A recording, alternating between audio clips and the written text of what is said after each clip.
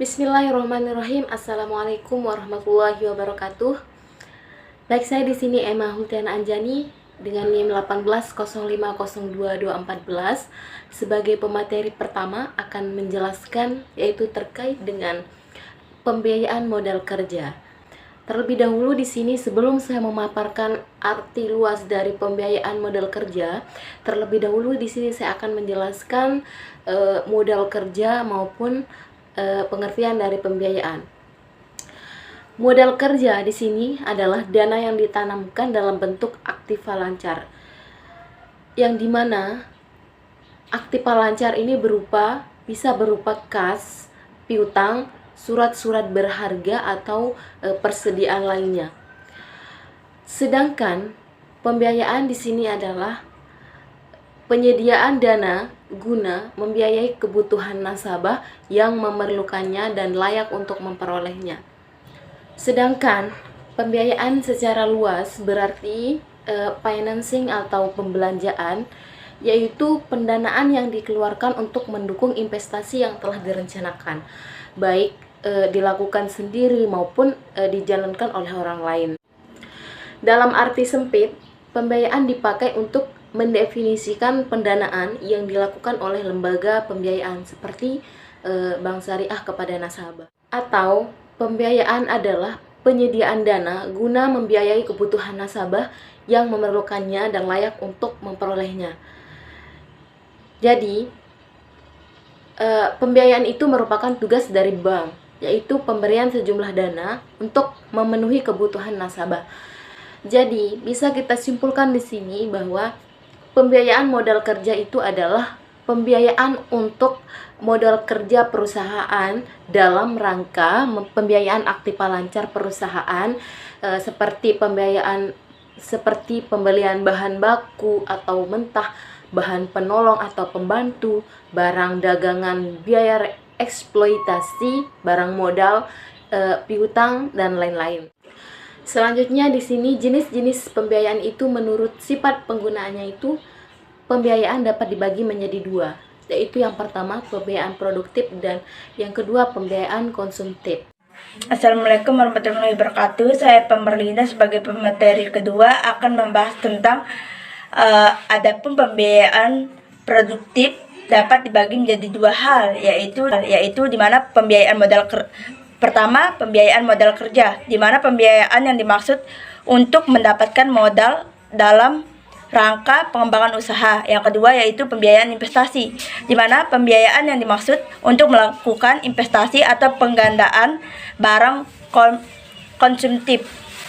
Selanjutnya yaitu unsur-unsur modal kerja. Pertama, unsur pembiayaan likuiditas atau cash financing. Yang kedua yaitu pembiayaan piutang atau recognizable financing. Yang ketiga yaitu pembiayaan persediaan, di mana yaitu inventory financing, dan yang keempat yaitu pembiayaan modal kerja untuk perdagangan. Assalamualaikum warahmatullahi wabarakatuh. Saya pemateri ketiga yaitu unsur-unsur modal kerja, yang dimana unsur-unsur modal kerja ini beberapa bagian. Yang pertama pembiayaan likuiditas, yang kedua pembiayaan piutang, yang ketiga pembiayaan persediaan, dan yang terakhir itu pembiayaan modal kerja untuk perdagangan. Yang pertama itu pembiayaan likuiditas, yang dimana pembiayaan ini digunakan untuk memenuhi kebutuhan yang timbul akibat terjadinya ketidaksesuaian di antara cash inflow dan cash outflow. Pada perusahaan nasabah, bank syariah dapat menyediakan fasilitas semacam ini dalam bentuk card timbal balik atau yang disebut dengan compensating balance, yang dimana melalui fasilitas ini si nasabah harus membuka rekening giro dan bank tidak memberikan bonus atau rekening giro tersebut. Bila si nasabah mengalami mismatch, nasabah harus menarik dana terlebih dahulu saldonya yang tersedia sehingga menjadi negatif sampai maksimum jumlah yang sepakati dalam akad.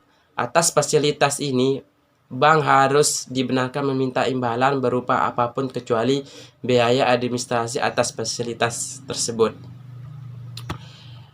Dan yang kedua itu pembiayaan piutang, yang di mana bank harus memberikan pinjaman dana kepada nasabah untuk mengatasi kekurangan dana karena masih tertanam dalam piutang dalam imbalan bunga. Atas pinjaman tersebut, bank meminta cash atau tagihan kepada nasabah tersebut. Bank berhak menagih langsung kepada pihak yang berhutang. Hasil dari penagihan tersebut, pertama untuk membayar kembali pinjaman nasabah, berikut bunganya, dan selebihnya dikreditkan ke rekening nasabah.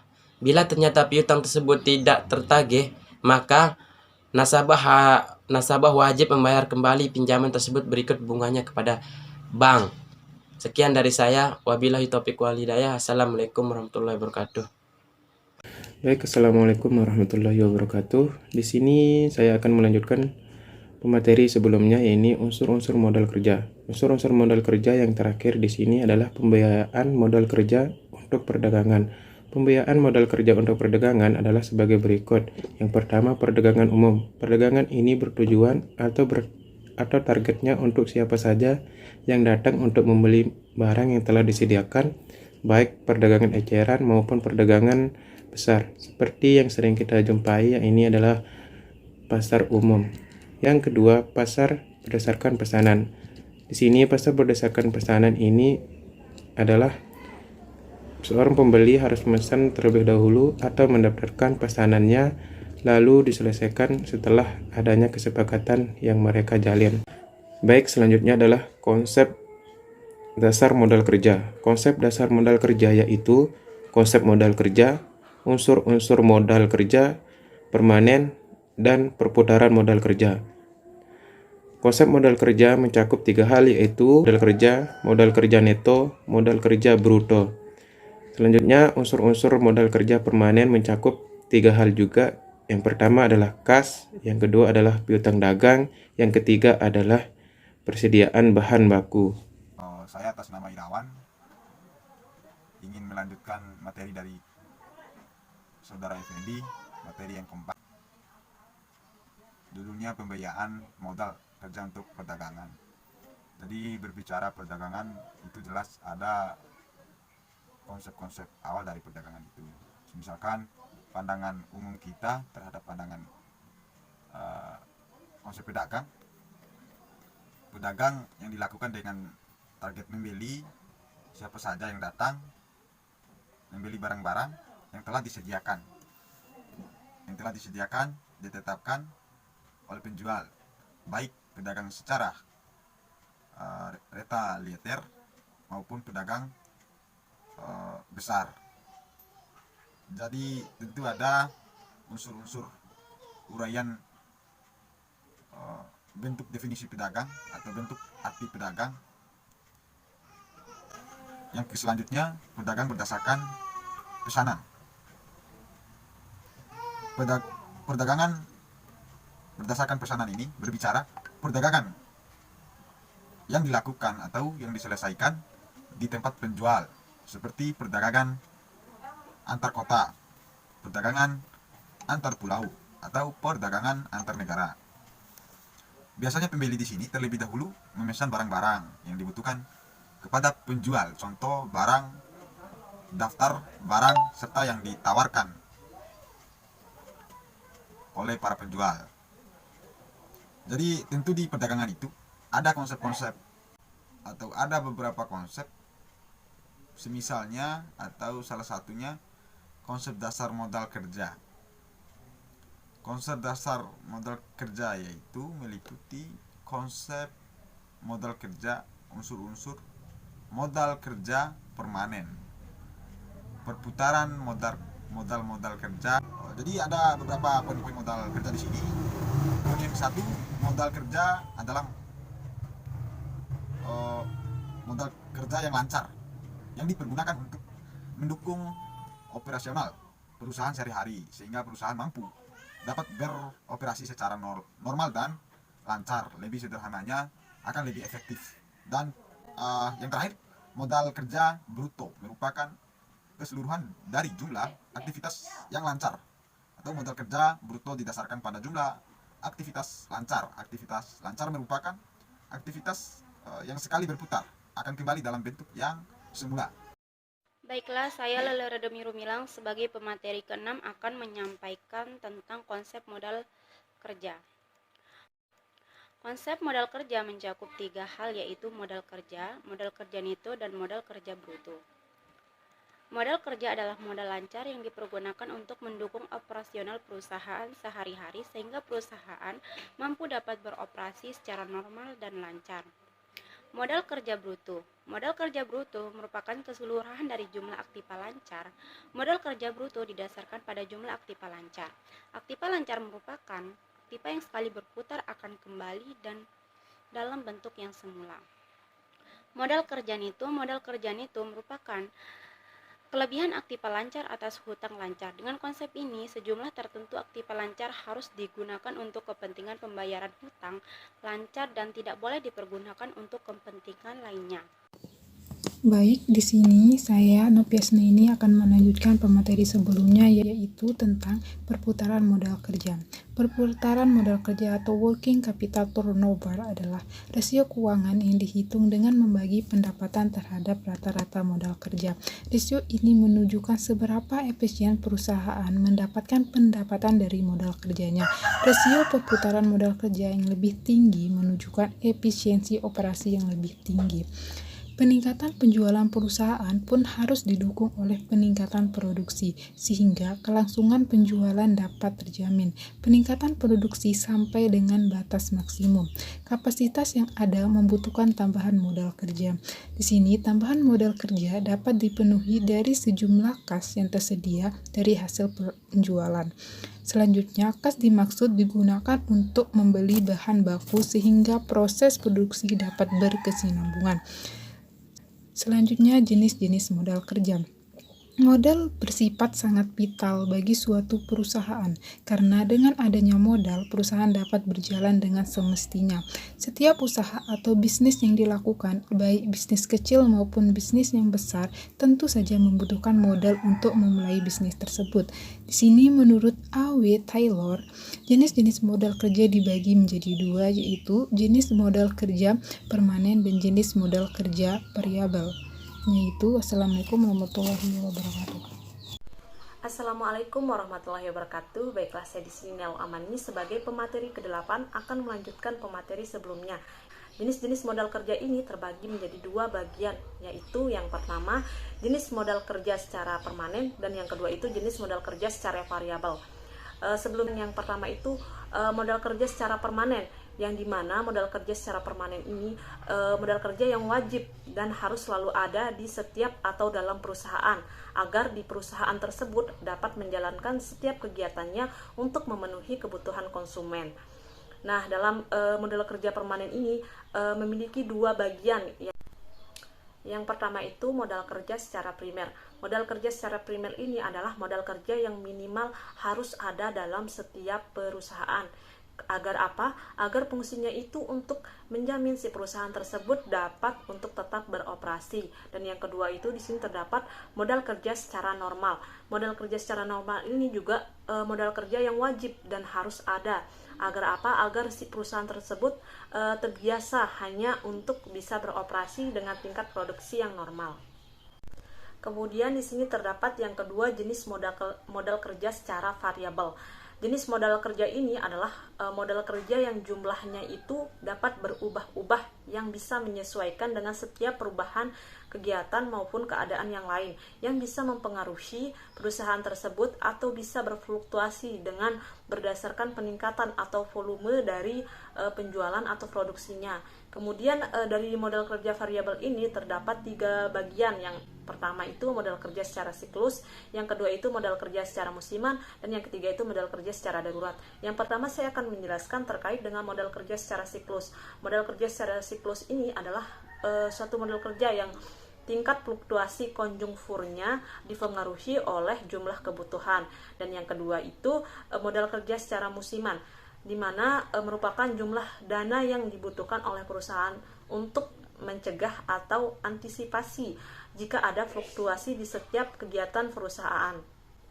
Kemudian yang ketiga itu di sini terdapat modal kerja darurat. Modal kerja darurat ini adalah modal kerja yang di setiap kebutuhannya akan dipengaruhi oleh setiap keadaan-keadaan yang terjadi pada luar kemampuan perusahaan. Jadi sebuah usaha akan dikatakan sehat jika posisi pada modal kerjanya itu stabil. Yang berarti itu harus ada dua jenis dari modal kerja yang disebutkan tadi tersedia di setiap perusahaan.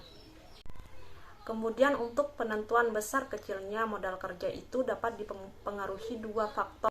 Faktor yang mempengaruhi kebutuhan modal kerja.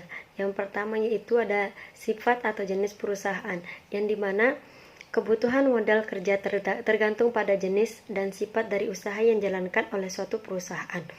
Yang kedua yaitu ada waktu yang diperoleh untuk memproduksi barang yang akan dijual, yang dimana yang dimaksudkan bahwa kebutuhan modal kerja suatu perusahaan berhubungan langsung dengan jangka waktu yang diperlukan untuk memproduksi barang yang akan dijual. Yang ketiga yaitu syarat pembelian dan penjualan, yang dimana yang dimaksudkan yaitu syarat kredit pembelian barang, dagangan atau bahan baku akan mempengaruhi besar kecilnya modal kerja. Syarat kredit pembelian yang menguntungkan akan memperkecil kebutuhan uang kas yang harus ditanamkan dalam persediaan dan sebaliknya. Yang keempat yaitu tingkat perputaran persediaan, yang dimana yang dimaksudkan yaitu semakin tinggi perusahaan perputaran persediaan maka jumlah modal kerja yang ditanamkan dalam bentuk persediaan atau barang akan semakin rendah. Yang kelima yaitu tingkat perputaran piutang, yang dimana yang dimaksudkan kebutuhan modal kerja juga dipengaruhi jangka waktu penagihan piutang, yaitu apabila piutang terkumpul dalam waktu pendek berarti kebutuhan akan modal kerja semakin rendah atau kecil.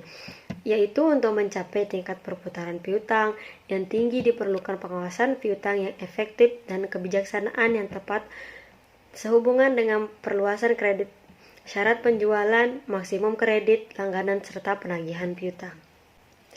Yang keenam yaitu ada volume penjualan, yang dimana perusahaan membutuhkan modal kerja untuk mendukung kegiatan operasional pada saat terjadi peningkatan penjualan. Jika tingkat penjualan tinggi, maka modal kerja yang dibutuhkan relatif tinggi. Sebaliknya, bila penjualan rendah dibutuhkan modal kerja yang rendah. Yang ketujuh atau yang terakhir yaitu ada faktor musim dan siklus, yang dimana dimaksudkan fluktuasi dalam penjualan yang disebabkan oleh faktor musim dan siklus mempengaruhi kebutuhan akan modal kerja.